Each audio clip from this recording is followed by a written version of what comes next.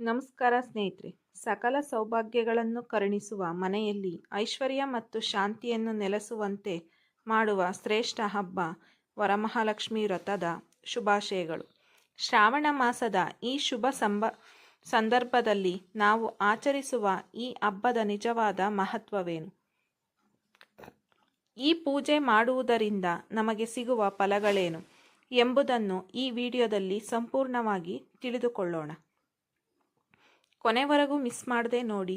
ಅದಕ್ಕೂ ಮೊದಲು ನನ್ನ ಚಾನಲ್ನ ಸಬ್ಸ್ಕ್ರೈಬ್ ಮಾಡ್ಕೊಳ್ಳಿ, ಹಾಗೆ ನಮ್ಮ ಪೇಜ್ನ ಫಾಲೋ ಮಾಡಿ. ಪುರಾಣಗಳ ಪ್ರಕಾರ ಈ ವ್ರತದ ಮಹತ್ವವನ್ನು ಸಾಕ್ಷಾತ್ ಶಿವನೇ ಪಾರ್ವತಿ ದೇವಿಗೆ ಮನದಟ್ಟು ಮಾಡಿಕೊಟ್ಟಿರುತ್ತಾನೆ.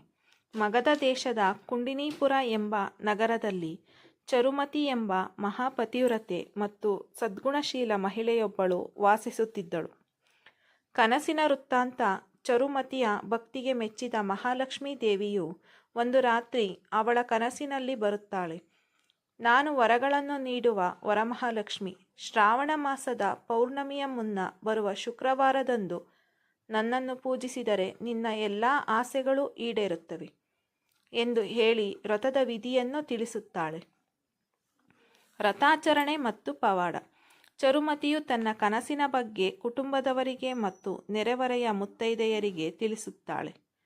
ಎಲ್ಲರೂ ಸೇರಿ ಶ್ರಾವಣ ಶುಕ್ರವಾರದಂದು ಭಕ್ತಿಯಿಂದ ವರಮಹಾಲಕ್ಷ್ಮಿ ವ್ರತವನ್ನು ಆಚರಿಸುತ್ತಾರೆ. ಪೂಜೆ ಮುಗಿಯುತ್ತಿದ್ದಂತೆ ಆಶ್ಚರ್ಯ ಎಂಬಂತೆ ಪೂಜೆಯಲ್ಲಿ ಪಾಲ್ಗೊಂಡ ಎಲ್ಲ ಮನೆಗಳು ಮತ್ತು ಮೈಮೇಲಿನ ಆಭರಣಗಳು ಚಿನ್ನದಮಯವಾಗಿರುತ್ತವೆ. ಈ ನನ್ನ ಮಾಹಿತಿಗಳು ಇಷ್ಟವಾದರೆ ಸಬ್ಸ್ಕ್ರೈಬ್ ಮಾಡಿ, ಹಾಗೆ ಲೈಕ್ ಮಾಡಿ. ಧನ್ಯವಾದಗಳು ಸ್ನೇಹಿತರೆ.